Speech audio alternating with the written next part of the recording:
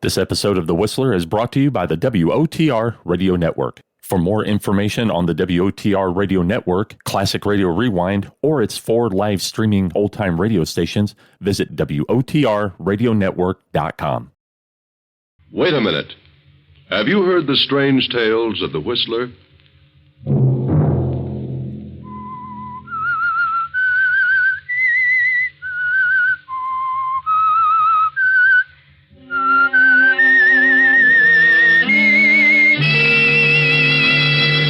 I'm the Whistler. I didn't steal the money. I just wanted to use it for a few days. I was going to put it back, but things went wrong. Now there's going to be a change of ownership. That means an early audit. Sunday night, and again, CBS presents The Whistler.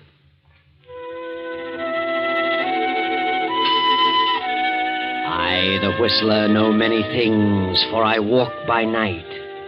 I know many strange tales, many secrets hidden in the hearts of men and women who have stepped into the shadows. And so I tell you tonight the tale of the accounting. Tom Bradford is a middle-aged rancher living a few miles out of town. Tom has married a widow with a grown son named Ralph, who is inclined to be shiftless and lazy. Tom resents this because times are difficult and he's short of help. He further resents the fact that the boy has married a girl from the town and brought her to live with them. They've been here for 2 months now, and Tom has grown crabby and unpleasant. You know the way conditions are, Mary. Just can't get any help, and this ranch is too much for me to handle alone. I know, Tom, but Ralph doesn't know anything about a ranch. Ralph was raised in the city. He can learn, but he's too lazy. All he does is sit around and read magazines. But he's a delicate sort of boy. He always has been. Well, let him go out and do a little work, and he won't be so delicate. You've made a baby out of him. I've done no such thing. If Ralph were able to help you, I'd be the first one to ask him to do it. Oh, if he amounted to anything, he wouldn't have to be asked. I wish the Army would take him. They deferred him because he wasn't strong enough. Well, he's not too weak to do a little something around here. And that wife of his, that Vera, she's worse than he is. She could do something. All she does is dress herself up in baby Ralph's. She loves him. Never washes a dish because it might ruin her hands. She can't cook. She can't do a thing. I don't like her. I think Vera's a nice girl. And I can do without her being here. You mean you don't want her here? That's exactly what I mean. But if she left, that would mean that... Why, Ralph wouldn't stay here without Vera. Then they can both go. Do you know what you're saying? Ralph is my son. I don't care who he is. He can get out and shift for himself. And take that scheming little brat of a wife with him. Oh, you're just upset, Tom. You'll feel different about things in a few days. You must try to control yourself. Mary, before they came here, you and I got along very nicely. But since they've come, we've had nothing but arguments and hard feelings. Ralph and Vera are constantly stirring up trouble. Naturally, you take Ralph's side. You can't see his faults because you're his mother. But at the same time, you're his worst enemy. Tom, how can you say such a thing? I know what I'm talking about, and I've made up my mind they've got to go. Go where? What will they do? Well, let Ralph figure it out. Let him get a job. A job?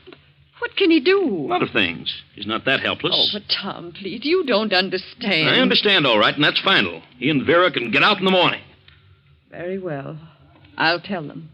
And perhaps I should go, too. Is that what you want? Oh, now, don't be ridiculous, Mary. I didn't say that. I thought you loved me. I never dreamed you could be like this. I'm not being mean, Mary, and I don't want to talk about it anymore. You going to tell them, or shall I? Yes, Tom, I'll tell them. Very well. I'm very tired. Good night, Mary.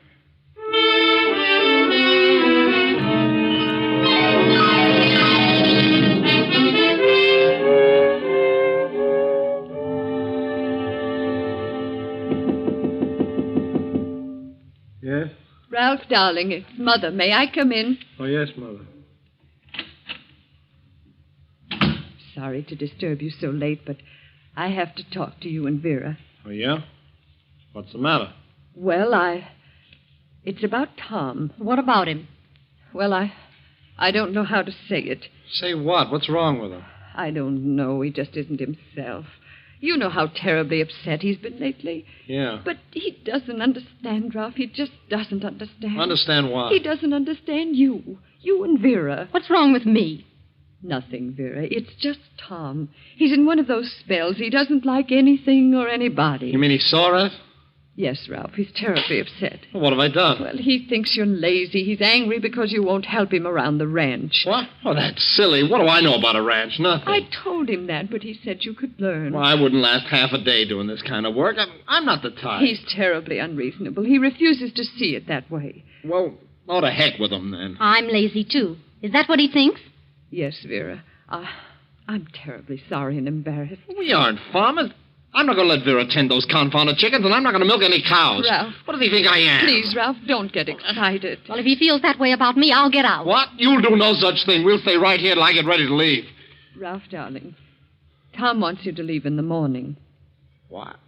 Well, of all the nerve. This is your house, too, isn't it? Yes, but Ralph, if you stay here, you'll have to work, and I don't want you to have to do that. You couldn't stand it. It wouldn't be good for you. Well, you mean you want us to leave? No, I don't want you to. But I've thought it all over, and I think you'd better go into town. But don't worry, I'll see that you get along all right. How? Well, I'll have to get a job. Well, maybe you can find something to do, something light. What a fine mess. I'm sorry, darling. But you better go in the morning. Go? I wouldn't stay around here another day. Well, I know bookkeeping. Maybe I could get a job in the bank. That isn't such hard work. No, but don't worry, darling. I won't. Good night. The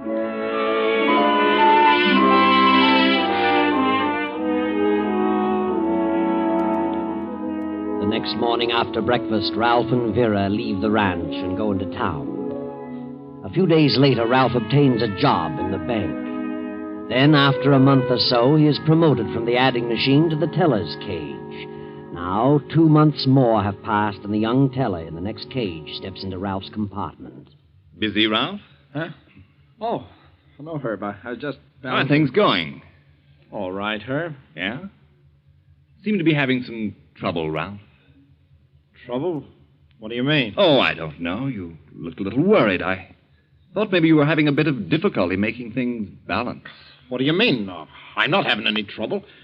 What gave you that idea? Well, I've been off a few cents a couple of times, and believe me, I know what it means. Why, I've worked all night, several times, trying to find what happened to 2 cents. I know how it feels.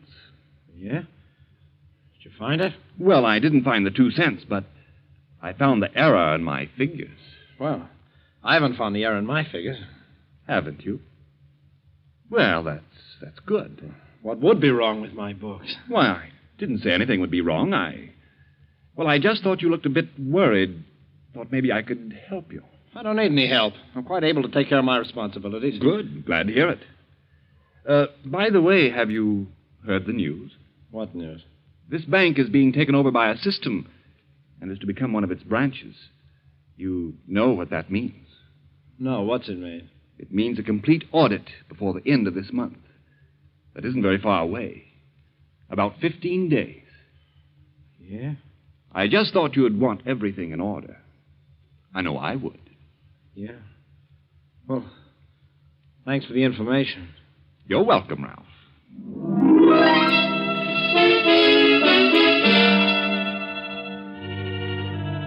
For a few moments, Ralph stands in a stupor. Perspiration stands out in large beads on his forehead. For the next hour, he studies over his books frantically. Then, when closing time comes, he rushes home. Hello, darling. Oh, you have no idea how much I've missed you all day. Yeah? Kiss me. Yeah. What's the matter with you? Nothing. Well, I'm certainly disappointed. What about? You come in like this with a long face and look at the lovely dinner I fixed for you. I'm not very hungry, Vera. I got a headache. Oh, poor darling. You eat something and then I'll rub your head for you. No, I don't want anything. Let me alone, please. Ralph, what on earth is wrong with you? Nothing's wrong with me. Shut up. How dare you talk to me like that? Who do you think you are? I'm sorry, darling. I'm just upset. I'm all on edge. What about? Just my nerves. It's more than nerves. Why don't you tell me what's happened? Who said anything had happened? I can tell. Have you lost your job? No. Is that fellow you lost $50 to in that poker game threatening you? Is that it? Look, Vera, I'm in a spot. I don't know what to do. The bank is changing hands, and there'll be an audit before the end of the month. Well, what of it? What's that to do with the poker player? Oh, nothing. I paid him off, but it wasn't $50. Wasn't 50? What was it? $2,000. $2,000? I didn't lose it all at once, but I tried to make back what I'd lost. I only got in deeper. Then if you lost $2,000, how did you pay him off? I borrowed it from the bank. How could you borrow $2,000 from the bank? I took it. What? Yes, but I was sure I could put it back before the end of the month. Now I'm worried. I don't know what to do. If I don't put it back before the audit, I'll get caught and sent to prison. Where are we going to get $2,000? I don't know, but there must be some way, some place to get it. How about your mother? She'd give it to you. Tom has money. He doesn't like us. No? Well, maybe we could make him like us. At least we could try. Let's drive over there. This is Saturday afternoon, and next Monday is a legal holiday.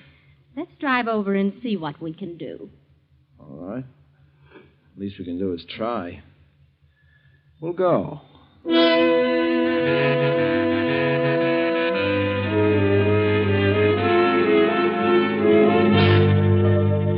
Ralph and Vera drive to the ranch. And as they go up to the porch, they hear Tom arguing in a loud voice with another man just around the corner of the house. They slip to the edge of the porch and listen. All right. I'll tell you what I'm going to do. I've given you all the time I can, Miller. You've been on that piece of land for 2 years now, and you haven't paid $1 beyond the down payment. But I've tried my best to make it pay. I've worked hard. Oh, you haven't done a thing. You know what you are? You're just one of those lazy subsistence farmers. Just grow enough to eat and let it go at that. That's a lie, Bradford. Oh, is it? I'm foreclosing tomorrow. There's a lot of money tied up in that land, and I need it. Well, so have I. Every cent I have is there. I want you out of there by tomorrow. But look here. My wife is sick. I can't leave now. I won't. Oh, can't you? Won't you? Well, you'd better be out by noon, Miller. Well, you just try it. I guess as soon kill you as look at you. What did you say? Get out of there. Get out of there! I'll go. But you just remember what I said. Wow. What do you think of that? Come on. Let's go on in and talk to your mother. Tom's going to have a stroke one of these days. He's been warned about those fits of temper. Might be a good thing for everybody if something did happen to him. Yeah? Maybe so. Oh, hello, Ralph, darling. I didn't expect you down today. He has an extra day off, so we thought we'd come down. Did you hear Tom arguing with that fellow Miller just now? Yes, I heard them. Tom better not play around with Miller. He's a tough-looking customer. Tom gets worse every day. He rants and raves at the least little thing. Hasn't spoken to me civilly for weeks. I can't stand it here any longer. I'm glad you came because I'm going back with you. Going back? Leaving Tom? I've got to. He's unbearable. Oh, but, Mother, you can't leave him. That is, not just now. Why not? Well, you've got to put up with him for a while longer because Why don't you tell her, Ralph? Ralph, what is it? What's happened? Ralph is in trouble. He needs some money. Oh, darling, what's happened? Tell Mother. Well, I borrowed some money from the bank. I have to pay it back before the end of the month. How much? $2,000. What? Good heavens. Well, if you can't pay it back now, they'll have to extend it. They can't do anything else. Oh, yes, they can. They'll send him to jail. You see, they didn't know I borrowed it. Ralph, darling. You mean you stole it? No, I didn't steal it. I was just wanted it for a few days. I was going to pay it back, but things went wrong, and now there's going to be a change of ownership, and that means an audit. He's got to have the money right away. But what can I do? I haven't any You've such... got to get it from Tom. You've got to. But Tom needs every cent he has to hold on to this place. Well, you can ask him. You've got to do something. Do you want Ralph to go to the penitentiary? Good heavens, no. Then hurry up and talk to him. But what'll I say? Oh, you'll think of something. Go on in and talk to him. But do you think this is the time? Well, I'm desperate. I need that money in one way or another. I'm going to get it. Oh, yes. Yes, darling, don't get excited. It isn't good for you. I'll talk to him now. He just came in the back way. We'll wait in here. Yes, all right. Oh, Tom, look at your face. It's flaming red. Huh? You shouldn't let yourself get so worked up over things. Miller's a lazy, good-for-nothing fool. Well, he knows I mean business. He'd better be gone by tomorrow noon. Oh, he'll go. Don't worry. Huh. Even threatened to kill me. Please, Tom, forget about it. Come on, dear, sit down. Your lunch is ready. Don't really need that land. Just that I can't tolerate shiftless, irresponsible people. That place is worth $5,000. Miller paid $750 down, been on it 2 years, and hasn't paid a dime since. Tom, dear, I need some money. Yes? Well, that's not unusual. Hand me the checkbook. By the way, I've got a list of things you can get from me in town. How much do you want, Mary? I want to borrow some money, Tom. Since when do you have to borrow money? Well, I want to borrow it. That's ridiculous. Borrow it. Huh. Now, how much do you want? $2,000. $2,000? Are you crazy? No, Tom, I need $2,000. What could you possibly need that would cost that much? You certainly have everything that... Wait a minute. What are you getting at, Mary? Please, Tom. Please lend it to me. I'll pay it back, I promise. How?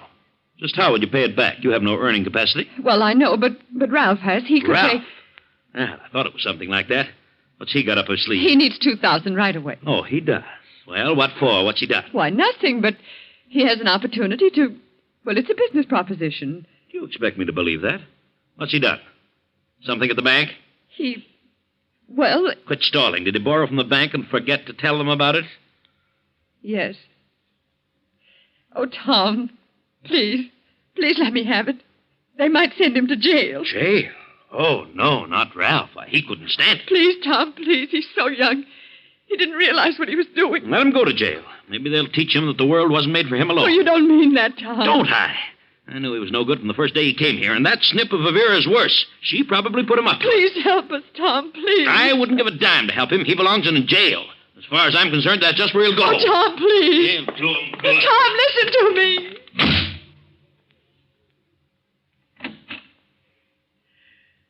Oh, Ralph, darling. He refused. He won't help me. I heard him, the stingy old crab. So he doesn't like me, eh? Well, he should know what I think about him. I could stick a knife between his ribs.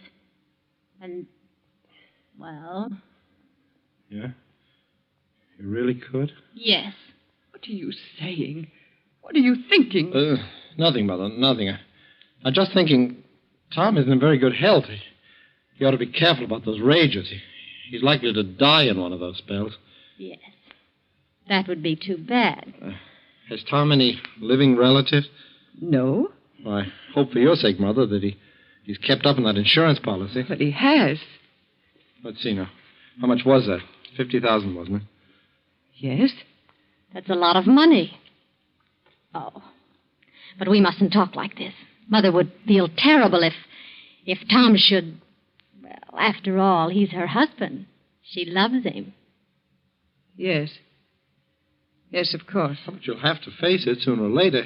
He's getting along in years. On the other hand, he may live a long time yet. Who knows? Yeah.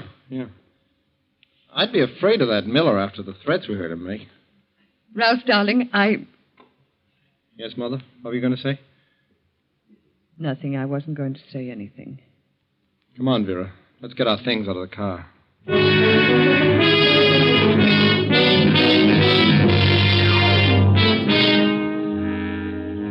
Tom goes into town and arranges for the eviction papers to be served on Miller. He returns late that evening and goes straight to bed. The night passes and morning comes.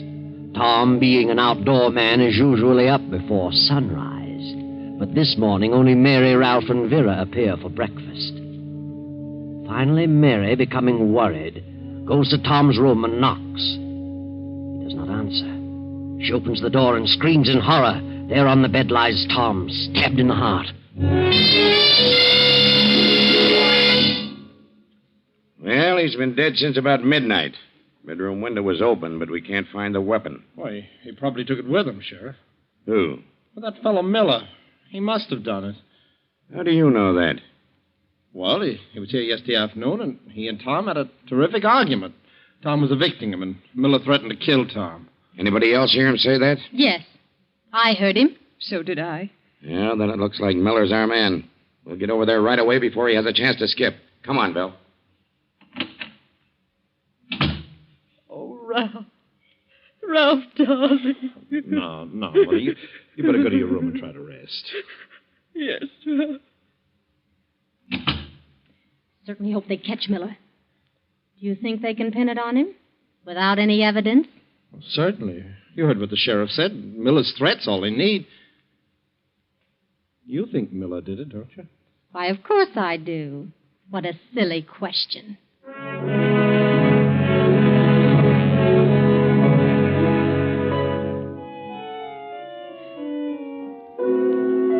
sheriff arrives, he finds that Miller has gone. They put out a search for him. Now, Ralph is back at the bank, in the cage next to Herb. Well, Ralph, they haven't found that fellow Miller yet. No? Well, they'll find him. Do you really think it was Miller who killed your stepfather? Well, of course I do. He threatened to kill him. 3 of us heard him. Well, sometimes people say things that they never mean to carry out. Oh, you should have heard him. He meant it. Maybe he did. But that doesn't mean he did it. What are you talking about? Oh, I was just thinking. Yeah? Circumstantial evidence is an awful thing sometimes. How do you mean? Well, so many people have been convicted on a mere word, a mere nothing. People hear a person say something, and by the time they repeat it in court, they enlarge on it a dozen times. I remember a fellow who worked here. In fact, in your cage. What about him? Well, he used to play poker quite a bit. And one night he made a haul, won $400 or $500, and went flashing his roll around town and boasting. So what? What's wrong with that? Well, he went into the drugstore and started showing off, and when the old druggist asked him where he got all of that money, he kiddingly remarked that he had robbed the bank. Well, that got around and finally took on a serious tone. They checked up here at the bank, and sure enough, there was a $500 shortage. And even though his pals swore that he'd won it in the game, they convicted him on his statement and sent him up. Well, maybe he did steal it. He had the opportunity. I have. And you have. Yeah?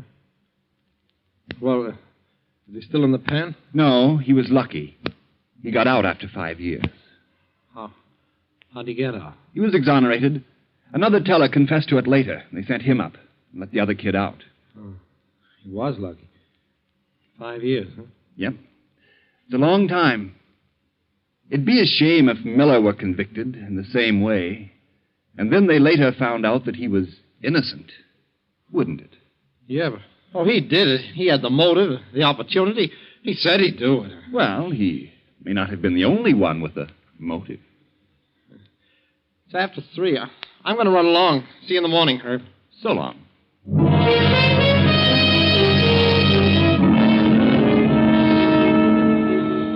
Ralph grabs his hat, his face tense with anxiety as he hurries down the street to his car. He drives quickly to the ranch and enters the house. Standing in the middle of the room is the sheriff. Hello, Ralph. You're just in time. Huh? In time? How long have you been here? Just drove up a second before you did. Well, what do you want? Did you find Miller? No, not yet, but they will. Oh. Well, you certainly got a case against him, all right. He won't have a chance. I wanted to ask you and your mother and your wife a few more questions. Yeah? Well, all right. What do you want to know? We got a message from someone in town saying that Miller was seen at the gas station about 7 o'clock on the night Tom Bradford was killed. Well, so what? Maybe he was. They checked with the attendant. He said Miller had his car packed, had his family, and headed out of town in the opposite direction.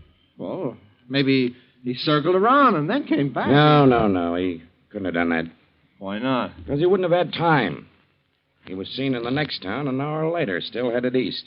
He wouldn't have had time to get that far if he'd circled back here. See what I mean? Yeah, I see. But he must have come back. Not unless he flew. And that isn't probable. But there must be some explanation. He must have gotten here some way.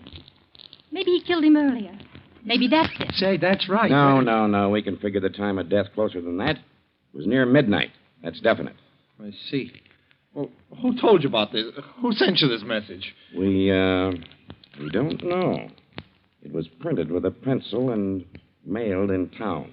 Yeah? Is that all it said? Well, no. There was more to it. Huh?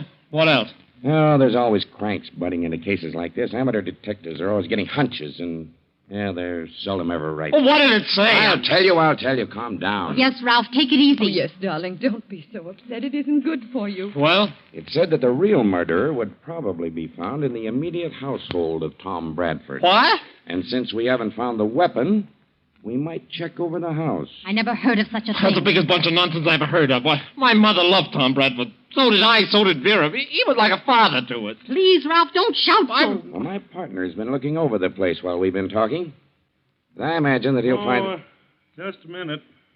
Hate to bother you right now, but, Here you are, Sheriff.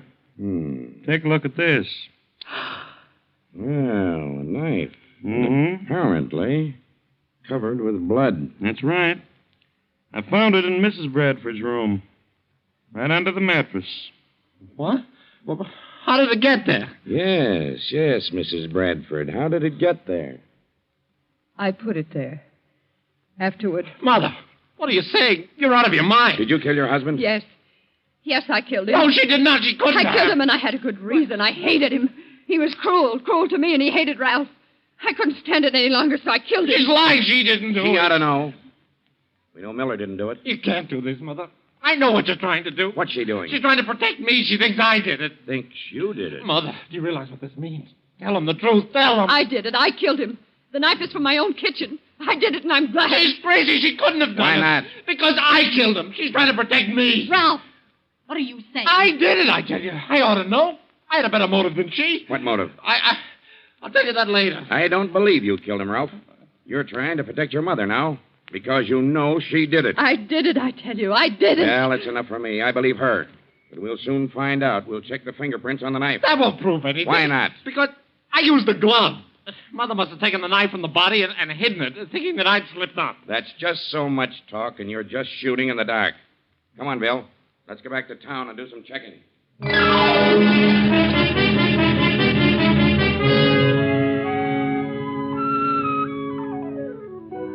But the only fingerprints on the knife were Mary's, and try as he might, Ralph could not convince them that he wasn't trying to shield his mother.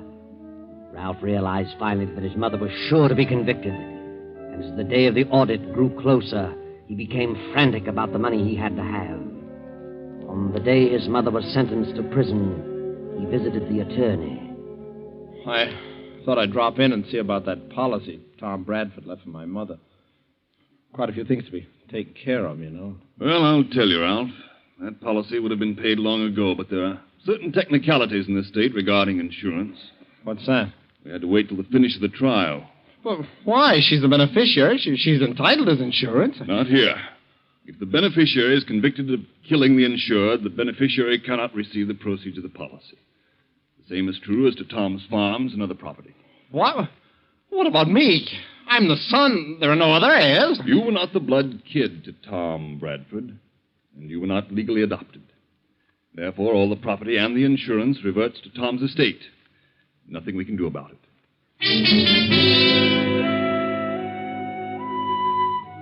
Well, Ralph, there you are, holding the bag. Now you've got to face the music at the bank.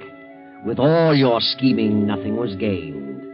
You planned to kill Tom and blame it on Miller, but instead got your mother upset and she killed him because she wanted to keep you from doing it. That's what you believe, Ralph, but you're wrong. I know. Your mother didn't do it. She found the body and removed the knife, thinking you'd slipped up. It was your dear little wife, Vera, who did it, and she'll never tell. But she'll pay for it later. I know.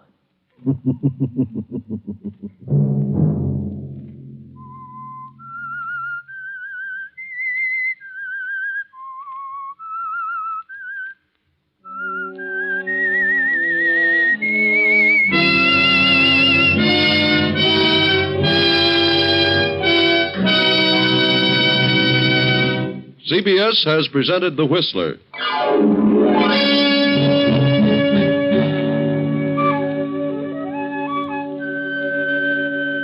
Original music for this production was composed and conducted by Wilbur Hatch. The Whistler is written and directed by J. Donald Wilson and originates from Columbia Square in Hollywood.